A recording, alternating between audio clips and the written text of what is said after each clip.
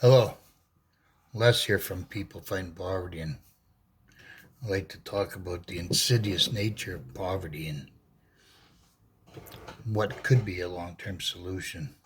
I can remember food banks when they started in the late 80s and early 90s, and it was supposed to be a short term solution to deal with the recession. And here we are 40 years later um, with the same food banks because the governments realized that if, if, if we could get society to make donations to our churches and our food banks, and that's one less issue for them to deal with. But is it the role of goodwill, the goodwill of people, to be looking after people?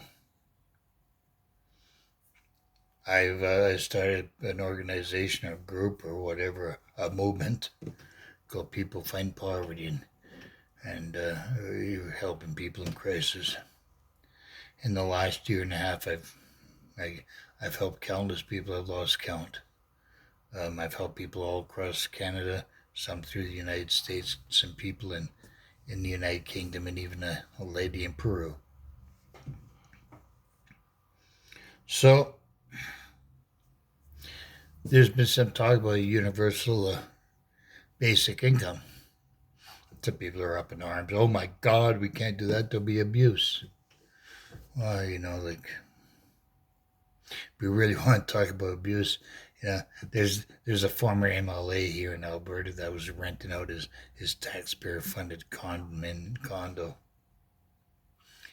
I know of rural MLAs here right here in Alberta that share condos in Edmonton, the capital city, and they share the expenses, and yet they claim full expenses on their expense account. That's abuse. We want to talk about abuse. I'm in poverty too. I live on a provincial benefit called age uh, because of my disability, and you know, if I was to get extra money, I'm not putting it in my offshore account. I'm putting it directly back into the economy. And I imagine most people in poverty would be doing the same thing. I don't think they'd be putting it in the glass jar and burying it in the backyard. And we hear this story about why don't they just get a job? I work hard for my life. I work hard. Lazy bums. Well, it's hard to get a job. If one is fighting and surviving in poverty. Let's say they go to the food bank, and it is degrading, and by the time people walk out of there, their self-esteem is no higher than the dust on the floor. It just strips people of their dignity, and you put that the emotional turmoil of people in poverty, and then the financial struggles where they can't even feed themselves properly, and they can't afford a bus pass, and they can't go out there and buy makeup, or even get their hair done, or buy decent clothes where they can go and get a job. Like, it's easy to sit in a pedestal looking down on people saying, if only you do this and only if you do that, like, why can't you do this and get off your lazy ass? Well, it's not that simple. Not that simple. Um, I've used food banks, and I know what it's like walking in there. I know how they treat you, and it is obviously it's not working. It's that simple.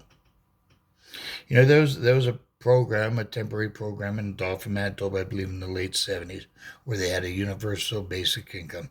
And I forget how much money they were giving people back then. It was 70s, I don't know, maybe $1,200 a month or whatever it was.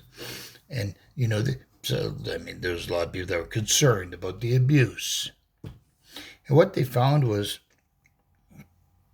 when people started to be able to afford, better clothes, be able to groom themselves properly and lifted their self-esteem, made them start to feel like a human being that is worthy.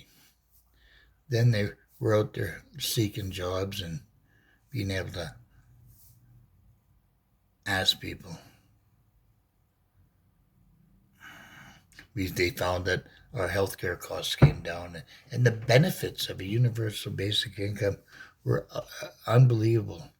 And yes, the program was labeled a success, and there's a change of government, and it got buried. It got canceled, and it got buried. I'm a strong believer. If you really want to boost any economy, which we kind of need right now, if you really want to boost any economy, give money to the people that can't afford to save it. Any money that I get, it's not going into my offshore account. Oh, I don't even have an offshore account. Any money that I get goes directly back into the economy.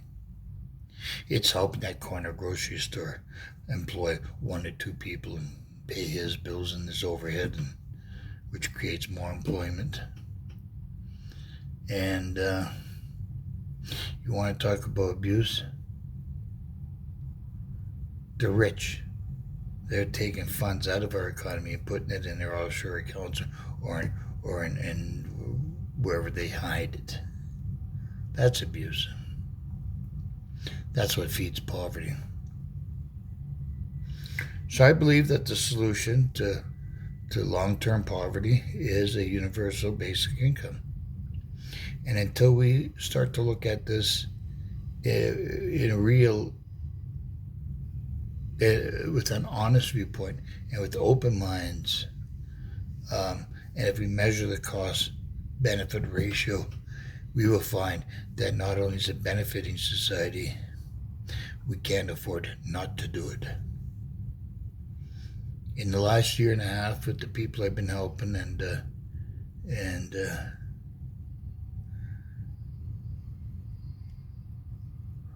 I know 40 suicides,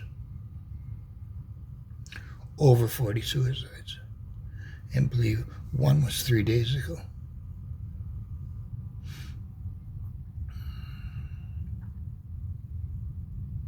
We can do better. Not only can we do better, we have to do better. We must do better. We cannot continue like this. We cannot throw away human lives like they're political pawns that they don't vote anyway.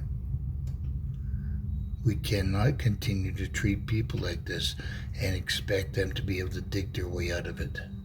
It's never going to work. It hasn't worked since the first food bank opened, and it's not going to work. It's a short-term solution to feed the person for 1 or 2 or maybe 3 days. Pretty hard to look for a job when you haven't eaten for 2 days.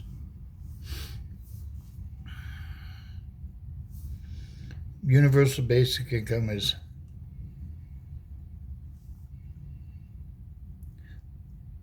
that's giving people the tools, giving people the finances to be able to work it out in their own way. Because to dig yourself out of poverty is very personal. How Joe might get himself out of poverty is different than how Tom might be able to do it. Give him funds rather than a handout of food. I don't know how many people I've helped, 1,500, and it says, you always give cash. Always give cash. Let them decide what they're going to do with it. Treat them like a human being. restore their dignity, build their self-esteem. Let's start shutting down these food banks because they are not the solution. We need a universal basic income, and we need it now. Thank you.